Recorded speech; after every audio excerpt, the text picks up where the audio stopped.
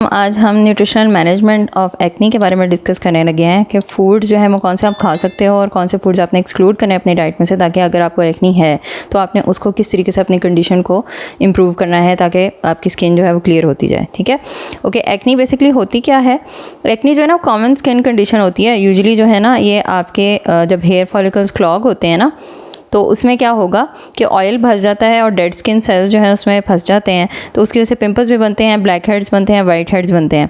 Usually आपके face पे होता है, चेस्ट पे हो सकता है, शोल्डर्स पे हो सकता है, बैक पे हो सकता है, तो स्किन के जो पोर्स हैं ना वो कहीं पे भी इफेक्ट हो सकते हैं। ठीक है, अच्छा जी। सिम्टम्स क्या हैं इसके?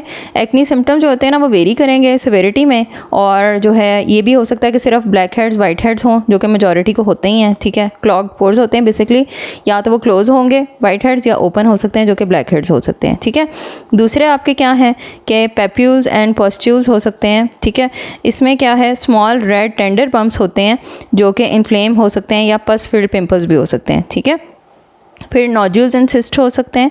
लार्जर पेनफुल लम्प्स जो होते हैं ना स्किन के नीचे, वो जो है ना स्कारिंग पे भी लीड कर सकते हैं। ठीक है, ओके। अगर तो ट्रीटमेंट नहीं कराया जाता तो फिर इसमें लाइक क्या कॉन्सिक्वेंसेस होंगे? अगर अनट्रीटेड होगा तो इसमें स्कारिंग भी हो सकती है, हाइपर पिगमेंटेशन हो सकती है, इमोशनल साइकोलॉजिकल इम्पैक्ट होता है, एंड वर्सनिंग इन्फ्लेमेशन हो सकती है।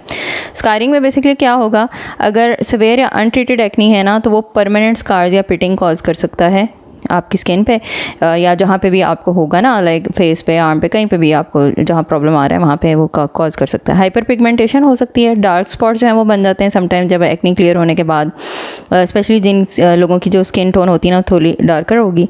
इमोशनल साइकोलॉजिकल इम्पैक्ट इसका हो सकता है। एक्नी जो है ना वो सेल्फ स्टीम को लोअर करती है और ऑब्वियसली एंजाइटी डिप्रेशन कॉज करती है, क्योंकि लोग जो हैं फिर वो इतना सोशली एक्टिव नहीं रहते because of their skin condition. Inflammation आपकी वर्सन हो सकती है। अगर अनकंट्रोल्ड इन्फ्लेमेशन होगी ना तो वो क्या होगा कि आपकी जो एक्नी है उसको वह बिगाड़ देगी, और उसमें क्या होगा कि क्रॉनिक स्किन इशू आने के लाइक चांसेस हो जाते हैं।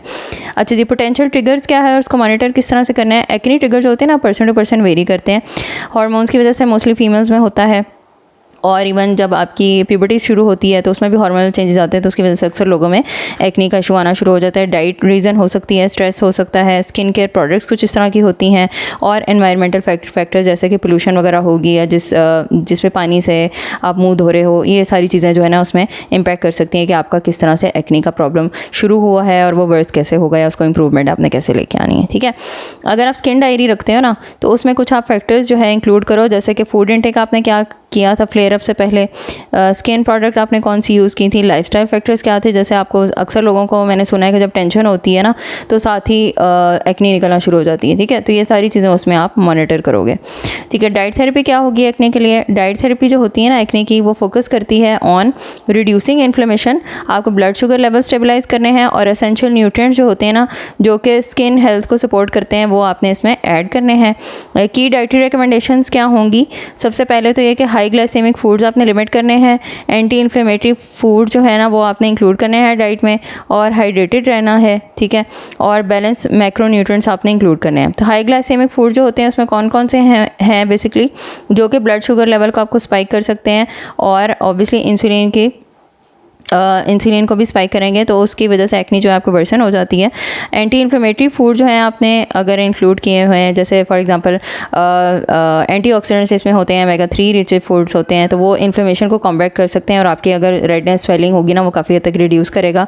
हाइड्रेटेड अगर आप रहते हो तो उसका आपको बहुत बेनिफिट होने वाला है, क्योंकि डिहाइड्रेशन जो होती है ना वो उसकी वजह से काफ़ी आपकी स्किन पर प्रॉब्लम्स आते हैं, और ओवरऑल स्किन हेल्थ आपकी हाइड्रेशन पर बहुत ज़्यादा डिपेंड करती है। बैलेंस माइक्रोन्यूट्रिएंट्स आपने इंक्लूड करने अपनी डाइट में, तो आपने क्या खाना है बेसिकली, कॉम्प्लेक्स कार्बोहाइड्रेट इंक्लूड करने हैं अपनी डाइट में, हेल्दी फैट्स करने हैं, और लीन प्रोटीन्स जो है ना ये सारी चीज़ें आपके ब्लड शुगर को स्टेबलाइज करेंगे, एंड ओवरऑल आपकी हेल्थ भी इंप्रूव होगी और आपकी स्किन भी इंप्रूव होगी। ठीक है, कौन कौन से फूड्स हैं जो इसमें आपने खाने हैं?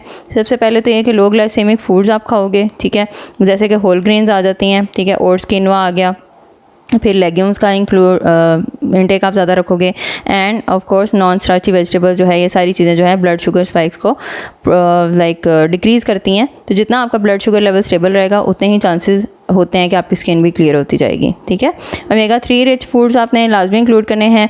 फ़िश में जो है आपको विटामिन डी भी होता है और जो है आपकी ओमेगा 3 रिच होती है, तो उससे आपको काफ़ी बेनिफिट होगा। अगर आप फ़िश नहीं रेगुलर ले सकते तो आपने फ़िश ऑयल सप्लीमेंट्स जो है ना वो आपने लाजमी अपनी डाइट में इंक्लूड करने हैं। वॉलनट्स का इंटेक रखो और फ्लैक्स सीड्स का इंटेक रखो, लेकिन साथ साथ आपने वाटर का इंटेक जो है वो 3 लीटर आपने डेली रखना होता है, ठीक है। ओके जी। एंटीऑक्सीडेंट रिच फूड्स कौन कौन से हैं?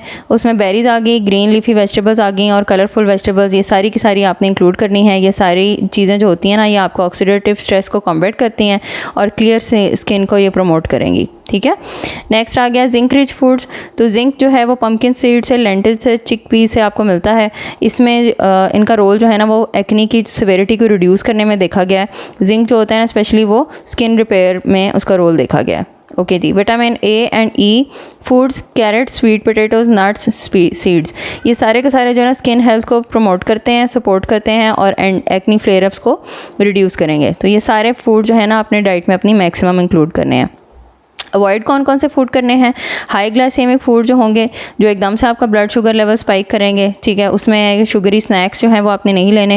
And then we have white bread, sodas, ठीक है, ये सारी चीज़ें आपने एक्सक्लूड करनी है। रिफाइंड कार्बोहाइड्रेट आपने एक्सक्लूड करने हैं। ये सब जो है ब्लड शुगर लेवल इंक्रीज़ करेगा और उसकी वजह से इन्फ्लेमेशन भी आपकी बढ़ती जाएगी। डेयरी प्रोडक्ट्स वो कुछ लोगों में स्पेशली जिनको लैक्टोज इंटॉलरेंस होता है तो उनमें भी ज़्यादा इशू आता है। कुछ लोग जो है उन्होंने ये देखा है कि डेयरी जो वो निकाल देते हैं ना अपनी डाइट से, स्पेशली स्किम मिल्क, तो उन्होंने देखा है कि उनकी जो एक्ने है ना वो रिड्यूस होना शुरू हो जाती है और उनकी स्किन क्लियर अप होना शुरू हो जाती है। फिर प्रोसेस्ड फूड्स कौन कौन से आ गए जो कि अनहेल्दी फैट्स में ज़्यादा होते हैं, जिसमें शुगर ज़्यादा होंगे, प्रिजर्वेटिव ज़्यादा होंगे, सब के सब जो है ना इन्फ्लेमेशन इंक्रीज़ करेंगे, एक्ने को वर्सन करते जाएंगे। Excessive sugary foods and beverages जो होते हैं, जैसे जो स्वीट्स हैं, सोडास हैं, शुगरी सीरियल्स हैं ना, ये सब जो है आपके इंसुलिन को स्पाइक करेंगे और इन्फ्लेमेटरी रिस्पांस आपको ट्रिगर होगा, जिसमें अगर पहले ही स्वेलिंग वगैरह है, रेडनेस है, तो वो वर्स होती जाएगी। फास्ट फूड्स आपने नहीं लेने जिसमें हाई फैट होता है, हाई सॉल्ट फूड्स होता है, जैसे कि बर्गर हैं, फ्राइज़ हैं, फ्राइड चिकन, ये सब जो है ना एग्रीवेट करते हैं एक्ने को, स्पेशली सम इंडिविजुअल्स में, लेकिन मैंने तो ऑलमोस्ट सबको ही देखा है कि एक्ने के जो सिम्टम्स हैं ना वो इन चीज़ों से वर्स होते हैं। कॉन्सिक्वेंसेस क्या होंगे for not following a proper diet? पहली चीज़ तो ये कि अगर आप प्रॉपर डाइट निगलेक्ट करते हो ना तो आपकी एक्ने सिविरिटी, फ्रीक्वेंसी इंक्रीज़ होती जाएगी, न्यूट्रिएंट डेफिशिएंसीज आएंगी, फिर स्कारिंग एंड हाइपर पिगमेंटेशन का रिस्क इंक्रीज़ हो जाएगा और आपकी मेंटल हेल्थ पे नेगेटिव इम्पैक्ट पड़ेगा। पुअर डाइटरी चॉइसेस जो होती हैं ना वो इन्फ्लेमेशन इंक्रीज़ करेंगी, ब्लड शुगर स्पाइक्स कॉज करेंगी, ऑयल प्रोडक्शन कॉज करेंगे, ये सब जो है ना एक्ने को वर्सन करेंगे।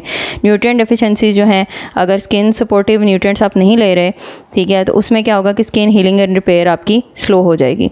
अगर स्कारिंग और हाइपर पिगमेंटेशन रिस्क जो है वो आपका इंक्रीज़ हो जाएगा, तब होगा जब आप न्यूट्रिएंट रिच डाइट नहीं ले रहे और जो स्किन की एबिलिटी है ना अपने आप को हील करने की, वो काफ़ी हद तक कॉम्प्रोमाइज़ हो जाती है। आपकी मेंटल हेल्थ पे नेगेटिव इम्पैक्ट इस तरह पड़ेगा क्योंकि परसिस्टेंट एक्ने रहेगी तो इमोशनल डिस्ट्रेस कॉज करेगी, ऑब्वियसली सेल्फ इस्टीम आपकी लो होती है और फिर सोशल इंटरेक्शन आप रिड्यूस कर देते हो, आपका दिल नहीं चाहता लोगों से मिलने का, ठीक है। तो ये सारी चीज़ें आपको मेंटल हेल्थ को ऑल्टर करती हैं। नेक्स्ट हो गया बैलेंस डाइट जो होती है ना वो अप्रोप्रिएट स्किन केयर के साथ आपने लेनी है, लाइफस्टाइल हैबिट्स के साथ लेनी है, वो सब सपोर्ट करेगा अच्छी स्किन हेल्थ को और रिड्यूस करेगा एक्ने सिविरिटी को। और हमेशा आपने हेल्थ केयर प्रोफेशनल से पूछ के जो है डाइट थेरेपी फॉलो करनी होती है। अपनी तरफ से अपनी मर्ज़ी से अपने ऊपर जो है ना टोटके मत आजमाया करें। अपने नानियों दादियों को टोटके आप इस्तेमाल करेंगे ना तो वो उनकी स्किन पे में भी काम करते थे, दे वर जेनेटिकली बेटर देन अस, और उनकी डाइट थेरेपी थी ओवरऑल वो भी बेहतर थी। स्ट्रेस रिडक्शन, स्ट्रेस जो है अब आपको पता है हम लोग काफ़ी ज़्यादा हाई स्ट्रेस एनवायरनमेंट में रहते हैं, तो we have to like deal with our problems differently, ठीक है। ओके जी, अगर आपको पर्सनलाइज्ड डाइट थेरेपी रिक्वायर्ड हो तो आप इस नंबर पर व्हाट्सएप कर दीजिएगा। And thank you so much for listening. अपना ख्याल रखें। अल्लाह हाफिज़।